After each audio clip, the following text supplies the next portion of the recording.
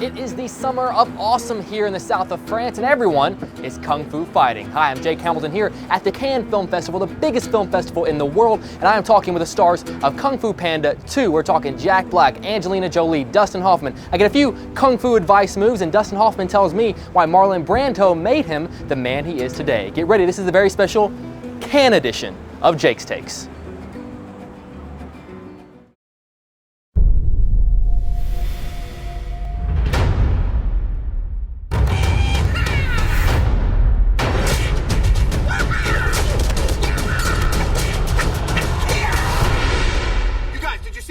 I just was like, what?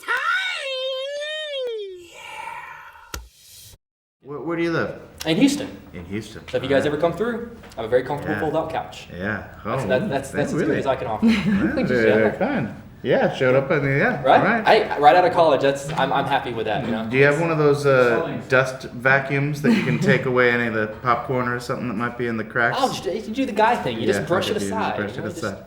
That sounds wonderful. Right? Excellent. We're rolling? Awesome. Guys, so I've got to ask, you guys have obviously some incredible kung fu sequences in the film, and I'm wondering, you probably know how dangerous it is for me being an entertainment journalist. I was wondering if you guys could teach me, a single solitary kung fu move so that when I walk out, if I find myself in a tough situation, is there anything you can teach me that I can walk away with? Well, you can't have my shoes, but we discussed earlier that was the best female. That in the crotch. Oh, but you want to pick up some? You got the wrong shoes. Well, I don't know you can get some cowboy boots. So get some shoes on. There are some men's shoes that get really pointy at the end and are still very masculine. Steel toe. Yeah. Doc Martin. Also, this is a good move I learned a long time ago. I like that. Do that. Nothing can penetrate this defense. I like that. So maybe some steel-toed shoes. Steel-toed shoe and a bit of. And then do that. No one's gonna mess with you. You will be very bummed. They'll laugh at you, but you might get a date. Yeah. Really? It'll work with girls? No guarantees. Okay, excellent. I'll let you guys know next how it goes.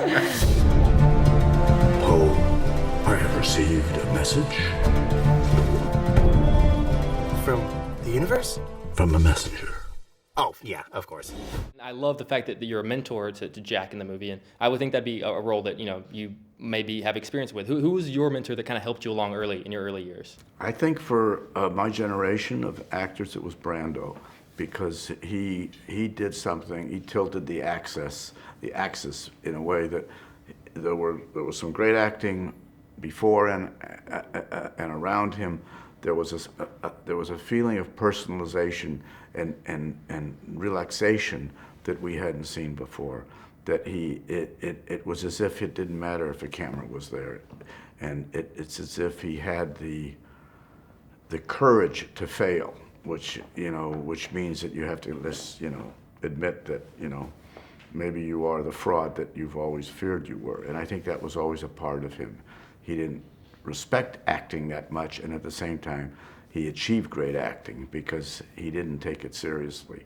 So it allowed him somehow to say, screw it. Our greatest masters are disappearing. I fear this is the work of Lord Shen, who has unleashed a new kind of threat on our world. This could mean the end of Kung Fu. But I just got Kung Fu! And now you must save it. One of the things I found really interesting about Tigress is that, at the beginning of the film, she's having trouble feeling things, whether it's emotionally or physically. Being in this business, a business that is so critical and can be so judgmental, is it important to still remember to feel things, or is it better to sometimes just not feel things whatsoever? I think it's very important as an artist to be a deeply feeling person, and as a human being, I think it's good just as in a rational way to know what to shut out, simply because it's not very meaningful. So it's not feeling it, it's just knowing what actually means something and doesn't. It's that's one of the tricks of the business, because when you go out, when you're starting out and you're going on auditions and stuff, it's kind of brutal if you don't get a part. It's very you're definitely vulnerable to when they reject you, it can crush you.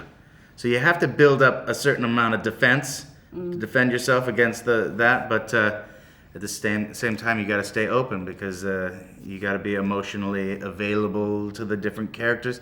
So it's a tricky proposition. Take the 5. It is time for the next phase of your journey. My fist hungers for justice. That was my fist. You know, Dustin, I've got to tell you, I think one of the biggest fans of the original film is my father. He's a 48-year-old man, and I've never heard him laugh harder than when he watched the original movie, which kind of made me start thinking there are things I think that we laugh at as kids that even as we get older, we still laugh at. That never leaves us. What are some things that you find funny now that you found funny back when you were a kid? Other people's pain. Oh, yeah? It's called the banana peel. Someone else slipping on the banana. If someone slips on a banana peel, it's great comedy. If it's me, it's a tragedy. It's amazing how it flips like that. Yes. But I love that. You know, it's I think, especially any kind of physical humor, I think I laugh at now. I laughed at when I was a kid. I'm going to laugh at when I'm 50, 60 years old. Well, it's wonderful when you have kids, because when you have kids and you find that yourself and the kids, whatever it is, are laughing at the same event in life, it's a rewarding moment. We need to get to that tower without being spotted by those wolves. Huh? Got it. Stealth mode. I hate this sneaking around. Hey. Huh?